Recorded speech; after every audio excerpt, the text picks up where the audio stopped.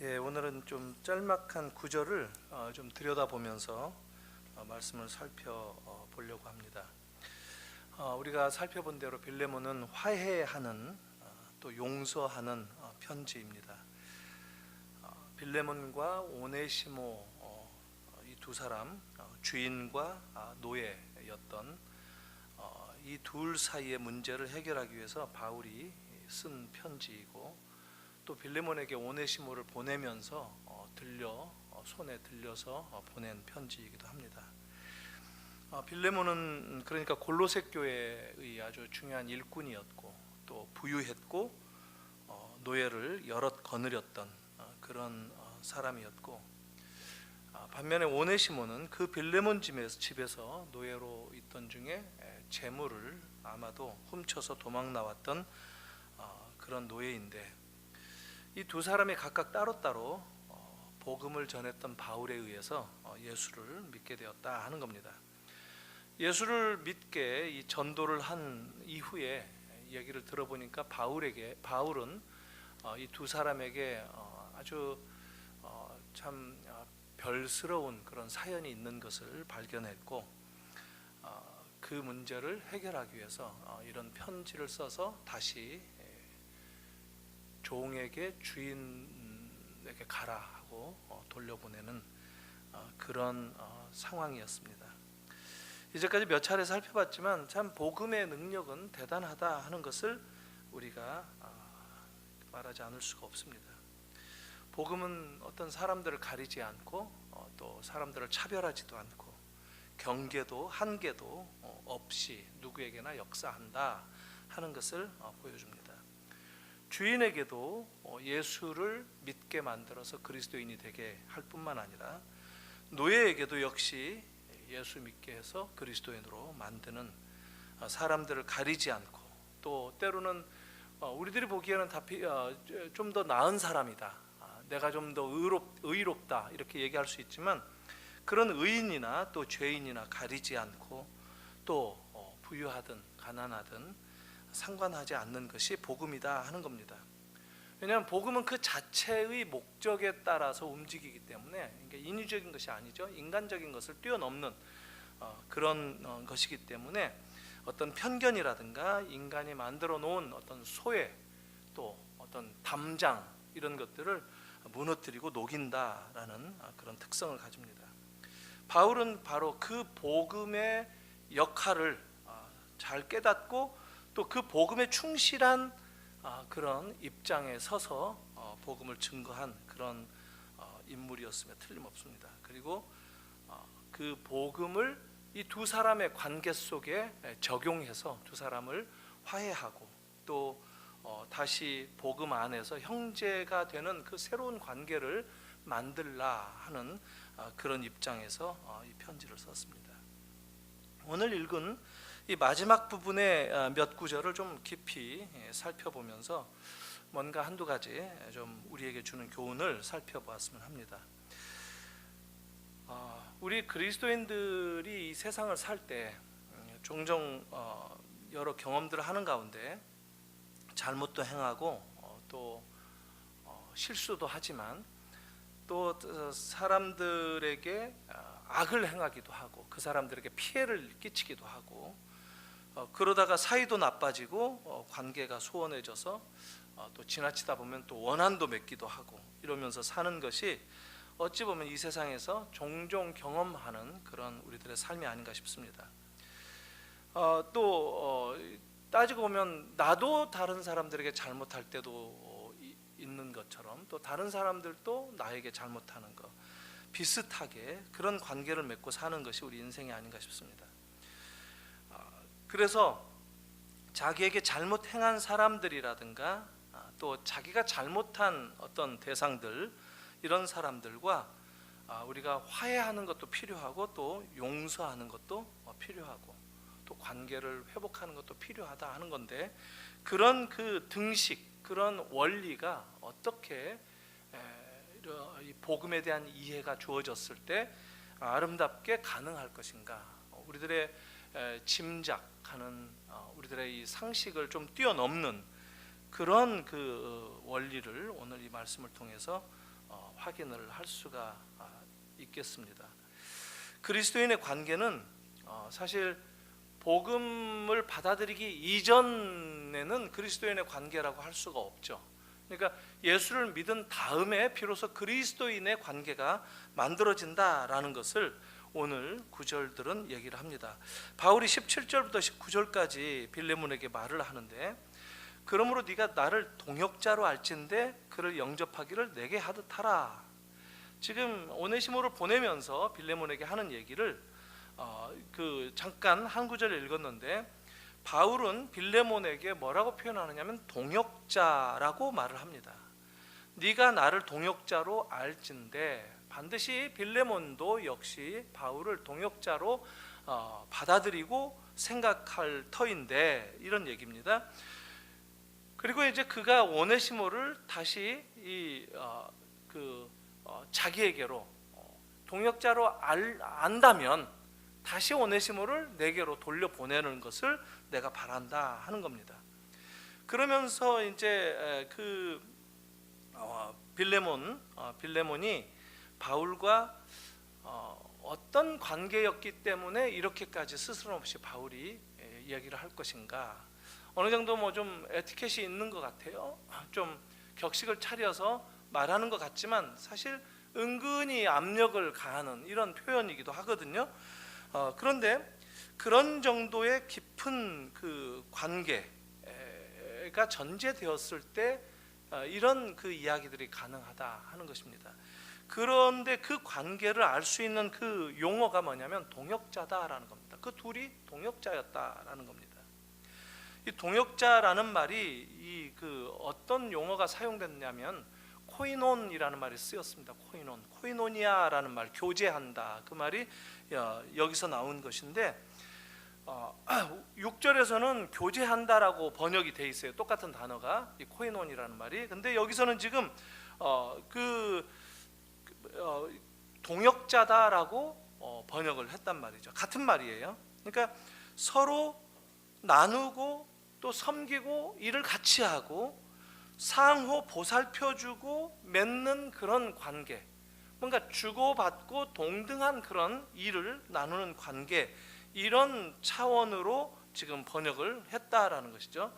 그러니까 바울이 빌레몬에게 영적으로 서로 하나가 되어 있다, 서로 연합되어 있다, 아주 친밀하고 또 함께 일을 나눌 수 있는, 서로 결속해서 강하게 이게 본드처럼 붙어서 같이 일을 하는 그런 관계, 이렇게 얘기를 하는 것이 동역자라는 뜻인데, 이게 뭐냐면 예수 그리스도의 복음 안에서 이런 관계가 되었었다는 것을 얘기를 합니다. 그래서 함께 이제는 서로 믿고 또 일도 같이 하고 함께 그리스도의 복음을 위해 뛰어든 그런 관계이기 때문에 지금 바울은 동역자다라고 얘기를 하고, 동역자라고 한다면 그를 다시 내게로 돌려보내라, 이런 얘기를 한 겁니다. 이것은 그 복음 안에서의 바울과 빌레몬의 관계를 나타내 보여줍니다. 그러니까 복음의 관계로 그 둘이 이렇게 서로 결속되어 있다, 이것을 뜻하는 것이고, 그럴 때 오네시모를 용납하기도 하고 용서하기도 하고 다시 바울에게로 보낼 수 있다라고 하는 것을 전제하고 바울이 편지를 쓴 것 같다는 것이죠. 더군다나 17절 하반부에 그를 영접하기를 하고 뭐라고 했느냐면 내게 하듯 하고, 바울 자기 자신처럼 대하라, 이렇게 얘기한단 말이죠. 굉장한 표현이죠. 그리고 넘어가서 18절에 그가 만일 네게 불의를 행하였거나 손해를 입혔거나 네게 빚진 것이 있으면 그것을 내 앞으로 계산하라. 이게 그냥 단순한 제스처가 아니에요. 그 다음에 이어서 친필로 편지를 썼다라고 하는 말을 미루어서 제스처로 그냥 신용만 하는 게 아니라 아주 공식적으로 확인까지 해주는 그런 표현을 했던 것이 분명하다 하는 겁니다. 그러니까 내가 친필로 쓴다라는 말은 사실은 이게 뭐 단순히 공식적이다 하는 차원을 뛰어넘어서 법률적인 책임을 지는 그런 그 의미를 가진다, 그런 뜻을 수반하고 있는 표현이다 하는 겁니다. 그러니까 분명한 내용이 뭐냐면 그 빚진 그런 내용들에 대해서 이미 바울은 어느 정도 알고 있어요.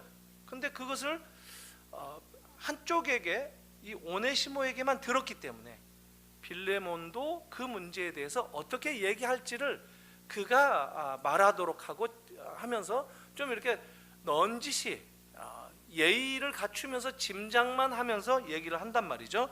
혹시 그렇다면 내가 갚겠다라는 얘기를 한다는 것이죠. 그러면서도 바울은 네가 나한테 진 빚에 대해서는 나는 말하지 않겠다, 이렇게 얘기를 합니다. 이 말을 참 어떻게 보면 불필요한 말 같아요. 아니, 빚 졌다고 하면은 그 말은 안 하겠다 했지만 사실 말 한 셈인데 왜 새삼스럽게 이렇게까지 얘기를 할까? 우리들은 이제 그렇게 여길 수가 있어요. 근데 사실 이렇게 말할 수밖에 없는 바울의 의도가 있어요. 바울은 지금 자기 얘기만 하는 것이 아니에요. 왜냐하면 복음에 투영해서 복음의 원리가 무엇인가 하는 것을 우리들 또 그 관계를 맺자라는 차원에서 그 원리를 그대로 적용하는 그런 표현이다라는 것을 우리가 살펴보면 알 수가 있기 때문이죠. 바울은 오네시모를 그리스도에게 인도했죠. 그런데 지금 그 오네시모를 빌레몬에게 또 인도하는 중에 있어요.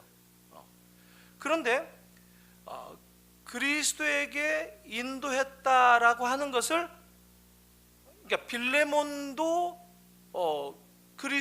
그리스도를 소개했었죠, 바울이. 그러니까 오네시모를 그리스도에게 인도해서 빌레몬에게 또 인도를 하는 중인데, 빌레몬은 그리스도에게 인도한 게 바울이었는데 그거에 대해서는 얘기하지 않는다라는 겁니다. 그러니까 인간적으로 말하면 빌레몬은 바울에게 사실 빚을 진 셈이죠. 그런데 바울의 이 논증에는 패턴이 있다라는 거예요. 이 패턴을 살펴보면 아주 놀라운 건데, 빌레몬에게 나를 대하듯 하라, 굉장히 충격적인 얘기입니다. 그를 영접하기를 내게 하듯 하라. 그리고 불의한 것이 있으면 내 앞으로 계산하라. 그리고 내가 갚겠다. 19절에 이어서 계속 연거푸서 얘기하는데, 이것은 일종의 바울의 이 그 소위 아규먼트, 논증하는 패턴입니다. 일종의 그 바울의 사고 방식을 구성하고 있는 틀이에요, 틀. 이것을 우리가 알아야 된다라는 것인데, 뭐냐면 복음이 가지는 그 복음 자체의 패턴이 이거예요. 이것을 이제 보통 거울에 비춰서 내 모습을 보듯이 복음의 패턴을 배워서 우리가 삶 속에 적용해야 된다라고 하는 그런 가르침인데, 이것은 다른 말로 말하면 복음이 가지고 있는 예수 그리스도께서 자신을 내어주시는 패턴이다라는 겁니다. 그것을 지금 바울은 흉내내는 거예요. 고린도 후서 말씀 몇 절 좀 살펴보겠습니다. 고린도 후서 8장의 9절 말씀 한번 보겠습니다. 몇 절을 제가 봅니다.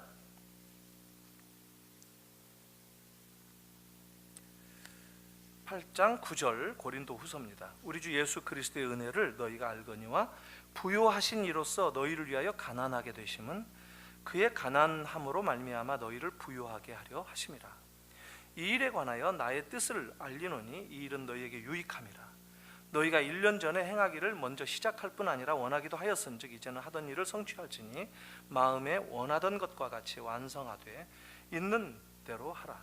할 마음만 있으면 있는 대로 받으실 터요 없는 것은 받지 아니하시리라. 이는 다른 사람들은 평안하게 하고 너희는 곤고하게 하려는 것이 아니요 균등하게 하려 함이니 이제 너희의 넉넉한 것으로 그들의 부족한 것을 보충함은 후에 그들의 넉넉한 것으로 너희의 부족한 것을 보충하여 균등하게 하려 함이라. 기록된 것 같이 많이 거둔 자도 남지 아니하였고 적게 거둔 자도 모자라지 아니하였느니라. 지금 고린도 교회에게 연보하라고 바울이 얘기하는 겁니다. 이것은 어떤 연보냐면 예루살렘 교회를 구제하는 그 구제 연보를 얘기하는데, 어떤 원리에서 얘기하느냐면 그리스도의 내어주시는 것에 지금 비유를 들어서 설명을 합니다.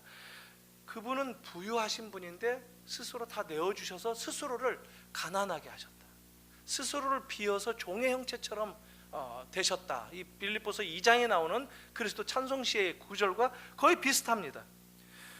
그리고 또 구약의 이 광야 생활하던 이스라엘 백성들이 만나를 거두었을 때 많이 거둔 자나 적게 거둔 자나 남거나 모자라지 아니하였다, 이런 식으로 얘기하면서 서로 균등하게 하셨다 하는 이 원리를 지금 얘기하는데, 이게 뭐냐면 부유하신 이가 스스로 가난하게 되었다라는 이 원리를 적용하는 겁니다.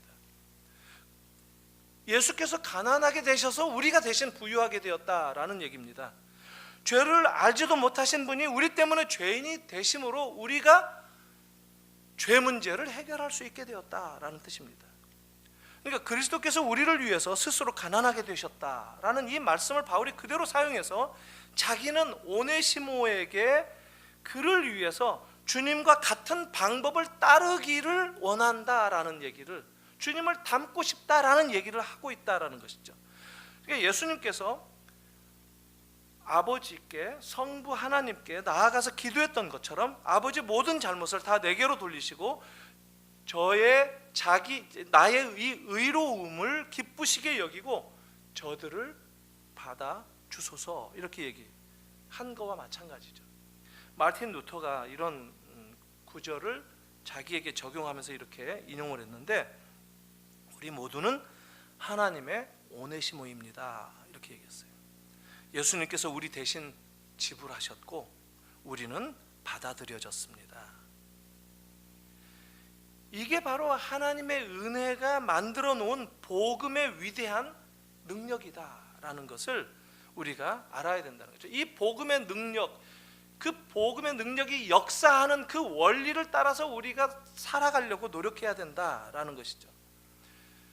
우리의 죄값이 예수 그리스도에게 넘겨진 것처럼, 또 그분의 의로우심이 우리의 이 어카운트, 계좌로 송금된 것처럼, 입금이 된 것처럼, 우리가 그것 때문에 나에게 의가 생겼다라고 얘기할 수 있다는 것이죠. 이것 때문에 복음의 그런 우리를 건져주시는 역사에 의해서 그리스도인이 되었다라는 겁니다. 바울은 이것을 지금 보여주고 있다는 것이죠. 모든 사람들의 관계가, 그리스도인의 관계는 특히 이런 변화된 새로운 관계를 전제로 이제 시작하라 하는 겁니다. 사실 우리들이, 저도 종종 경험하지만 누구를 좀 미워하다가도 이런 복음의 메시지를 듣고 그러면 또 가슴을 치면서 후회하고 또 용서하고 내가 이래서는 안 되지, 이러지 않습니까? 이게 복음의 능력이라는 거예요. 이런 능력이 우리를 변화시키는 이런 삶을 만들어내도록 그 거울 이미지를 보고 내가 주님을 닮아가는 거, 이게 신앙생활이다라는 것이죠. 이런 태도로 다른 사람들을 대하는 이런 그 패턴, 이것을 우리가 볼 필요가 있다라는 것이죠. 어떤 면에서 보면 지금 그 바울이 빌레몬에게 하는 얘기는 뭐냐면, 네가 용서받은 것에 비추어서 너도 오네시모를 용서하라, 다른 사람을 용서하라, 이렇게 얘기한다는 것이죠. 이렇게 용서의 관계에 들어갈 수 있었던 것은 바로 복음이 만들어 놓은 우리들의 관계다라는 것이죠. 그래서 그 오네시모를 나처럼 대하라, 나와 같이 대하라, 이렇게 얘기를 할 수 있다는 것이죠. 그러니까 그리스도인들의 모든 관계는 그리스도와의 연합의 관계 속에서 세워진 것임을 우리가 알아야 된다는 것이죠. 20절에서 보니까 바울은 빌레몬에게 이렇게 얘기를 합니다. 자기가 기쁘도록 해주기를 얘기합니다. 그러면서 그리스도 안에서 평안하게 하라, 이렇게 말을 합니다. 여기서 기쁨으로 번역된 말은, 그래서 오니멘이라는 뜻이 말이에요. 오니멘. 여기서 무슨 말이 나왔냐면 오네시모가 나왔어요. 이 말 같은 말이에요. 그러니까 기쁨, 나에게 기쁨을 달라 하는 얘기는 나에게 오니멘 오네시모를 달라라고 하는 게 워드플레이예요. 워드플레이. 유익함을 달라, 기쁨을 달라. 내가 좀 유익했으면 좋겠다. 네가 나에게 유익을 달라. 영어 성경으로는 benefit이라고 했어요. 유익을 달라, 기쁨을 달라, 유익을 달라. 그러니까 바울이 원하는 특별한 기쁨은 분명하죠. 오네시모의 이름을 연거푸 말한 셈인데 바울은 오네시모를 돌려받고 싶다라는 겁니다. 그러니 빌레몬이 바울을 기쁘게 하기 위해서는 오네시모를 바울에게로 다시 돌려보내야만 했다라는 것입니다. 그래야 바울이 마음이 또 평안하게 하라 했으니까 평안해지고 기쁨도 얻고 위로를 받는다고 얘기했죠. 7절 앞부분으로 다시 되돌아가 보면 이미 많은 성도들이 빌레몬 너의 이야기를 듣고 평안함을 얻는다는 말을 이미 했어요. 그러니까 나한테도 좀 평안하게 해달라라고 바울이 얘기를 하는 거예요. 저절로. 그것을 암시적으로 그 얘기를 하는 거예요. 지금 빌레몬이 오네시모를 바울에게 보내면 바울은 평안해질 것이 분명하다라는 겁니다.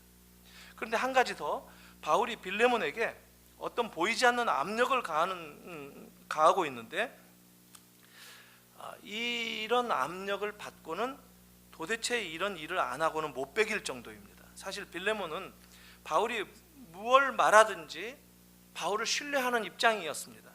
그리고 바울이 어떤 얘기를 하든지 간에 그의 말을 다 들을 준비가 다 되어 있는 그런 입장이었어요. 그럼에도 불구하고 바울은 빌레몬이 자기 얘기를 혹여라도 듣지 않을 수 없도록 뭔가 아주 굵직한 압박을 가하고 있는데 그것도 기분 나쁘지 않게 아주 감정 상하지 않도록 자연스럽게 지혜롭게 말하고 있는 것을 볼 수가 있습니다. 그래서 바울은 주 안에서, 그리스도 안에서 이 말을 계속 반복해서 덧붙여서 말을 하고 있어요. 그러니까 나를 기쁘게 하라, 주 안에서 나를 기쁘게 하라. 주 안에서라는 말은 어떻게 옴짝달싹 못하도록, 다른 생각 할 수 없도록, 내 마음대로 하지 못하도록 지금 못질을 하는 그런 표현이다라는 것이죠. 20절에만 반복되고 있어요. 주 안에서, 그리스도 안에서 각각 나오고 있어요. 이게 우연한 표현이겠어요? 의도적으로 바울이 쓰고 있어요. 전체 편지를 봐도 아주 분명한 핵심 개념이 주 안에서, 그리스도 안에서. 1절부터 그 얘기가 나와요. 그리스도 예수를 위하여 갇힌 자 된 바울이라고 자기를 소개하고 있죠. 이것도 보면은 그리스도 예수를 위해서 갇혔다라고 그 얘기가 나와요. 그러니까 감옥에 갇히게 된 이유가 그리스도 예수 때문이었다라고 말하는 듯 보여요. 근데 1절 말 직역을 해보면 어떻게 되느냐면 그리스도를 위해서 감옥에 갇혔다라고 말하는 것이 아니라 바울은 그리스도 예수의 죄수다라고 얘기합니다. 내가 지금 감옥에 있는 죄인인데, 죄수인데, 죄인이야, 우리 모든 그리스도이니까 죄인이니까, 지금 그런 말은 너무 평범하고, 바울이 지금 여기서 말하는 그 맥락은 뭐냐면 감옥에 갇힌 자, 프리스너. 지금 옥중에 있는 이 죄인, 죄수죠. 죄인이 아니라 죄수. 근데 그것은 예수의 죄수다라는 거예요. 그러니까 예수가 바로 자기가 감옥에 간 이유다라는 얘기를 이렇게 표현을 한다는 것이죠. 그러니까 1절부터 9절 예수 그리스도를 말을 하고 주를 얘기하고 있는데, 또 8절에서도 보면 그리스도 안에서 빌레몬에게 담대하게 명령한다라고 얘기를 하고요. 16절에서도 오네시모를 말하는데, 지금 오네시모는 종 이상이다, 노예 이상이다 라고까지 얘기하고 말하면서 주 안에서 사랑받는 형제다, 사랑받을 만한 형제다, 이렇게 얘기를 합니다. 계속해서 지금 주 안에서를 얘기해요. 23절에서도 에바브라도 주 안에서 감옥에 자기와 함께 갇혔다라고 얘기합니다. 그러니까 바울의 생각 속에는 계속해서 모든 그리스도인의 삶이란 그리스도 예수와 연합된 삶이다, 예수 안에 있다라는 것을 얘기한다는 거예요. 예수 안에 있는 삶, 이것은 바로 오늘 우리들도 마찬가지다라는 것이죠. 우리가 그리스도인이다라고 하는 것, 그리스도와 함께하는 사람이기 때문이다라는 것을 전제하고, 그 그리스도 때문에 오네시모가 이제 주 안에서 사랑받는 형제가 되었다라고 얘기를 합니다. 그것처럼 이제 주인이나 종의 관계로 만나기보다 과거 불문하고 그리스도 안에 있다는 것만으로 서로 사랑하는 형제들이다라고 대하는, 그러니까 가족의 관계로 회복하는 그런 이야기를 바울이 계속해서 일관되게 구조적인 어떤 패턴 속에 넣어서 편지를 쓰고 있다라는 겁니다. 무슨 얘기냐면 이게 교회다라고 얘기를 합니다. 교회는 마치 패밀리다, 가족이다라고 얘기를 합니다. 형제다라고, 부모 형제와 같은 이미지로 그대로 얘기를 합니다. 교회는 사회적인 모임, 클럽이 아니다라고 얘기한다는 거예요. 적절하게 종교적인 관심사를 나누고 성경 공부나 하고 하는 이런 사교 모임이 아니다라는 거예요. 물건을 서로 고르듯이 이렇게 하는 이런 소비자로서 또 봉사자로 일하는 자선단체도 아니다라는 거예요. 교회는 이마트도 아니고 요즘에 뉴스 그 채널 돌리면 늘 이렇게 우리에게 홍보하죠. 이웃에게 사랑을, 또 아프리카에게 당신이 지금 결심을 하라. 당신의 결심으로 우리가 더 나은 교육을 받을 수 있다, 이런 얘기까지 멋지게 하면서 월드 미션인가요? 이런 얘기들 하죠. 교회는 다르다는 거죠. 교회는 마치 가족과 같은데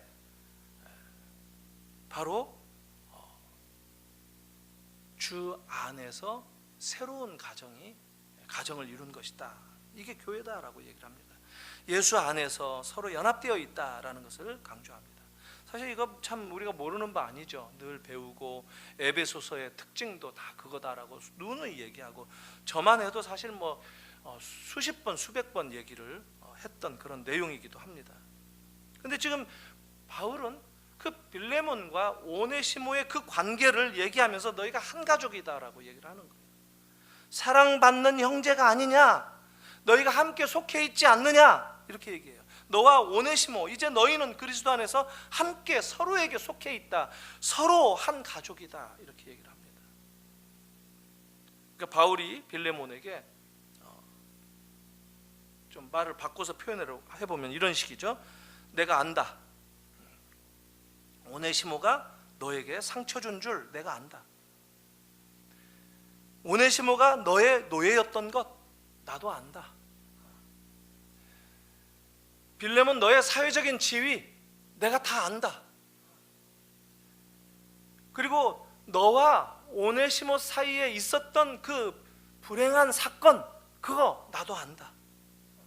하지만 빌레몬아, 이제 너는 그리스도 안에 있지 않느냐? 이제 모든 것이 달라지지 않았느냐? 너희는 서로에게 속해 있다.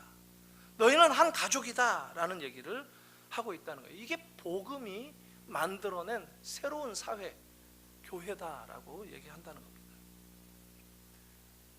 이것은 바울이 복음을 함축적으로 적용하며 얘기하는 그런 내용이기도 합니다. 이건 우리들에게도 마찬가지예요. 오늘 우리들에게도 같은 얘기를 하는 겁니다. 우리 모두에게 지금 바울이 얘기하기를 좀 복음이 역사한 그 결과로서의 교회를 우리가 이루라고 얘기를 한다는 거예요. 서로 다르고 서로 신뢰할 구석이 없을 수 있어요. 서로 생각하는 기준에 못 미치는 경우도 있어요. 서로 배경도 다 달라요. 서로 인정하지 못할 수 있는 그런 이유들도 많이 있어요. 신뢰할 수도 없고, 경제적으로 사는 배경도 서로 다를 수 있고, 또 사는 건 또 비슷해도 옷차림새가 다를 수도 있죠. 강남에 가면 옷 번쩍번쩍하니 입고 다니는 사람들 많이 눈에 띄잖아요. 그렇다고 해서 또 다들 거기 그런 옷 잘 입는 사람들이 다 부자인가 하면 또 꼭 그런 건 아니에요. 우리 이쪽에서는 또 부자여도 옷은 수수하게 입는 분들이 많이 있지 않아요? 다 문화가 다를 수 있어요. 서로 계층도 다를 수 있고, 그러나 그리스도 안, 주 안이라는 이 결속이 우리에게 있는가, 그게 교회를 나타내는 시금석이다라는 겁니다. 우리는 모두 똑같이 예수 그리스도 안에 묶여 있는 교회다라는 겁니다. 서로 속해 있고 서로 묶여 있다라는 거죠. 함께 그리스도 안에 존재한다라는 겁니다. 우리가 그리스도인이다라고 한다면 한 가족이다라는 말입니다. 그러니까 교회에 왔다라는 얘기는 집에 왔다 이런 표현과도 같습니다. 근데 우리는 사실 여전히 가족이라고까지는 받아들이지 못하는 것이 현실 아니겠습니까? 좀 부족한 것이죠. 그건 이론적인 것이고 목사님이 아무리 그렇게 얘기한다고 해도 현실은 아니지 않습니까? 이렇게 얘기했죠.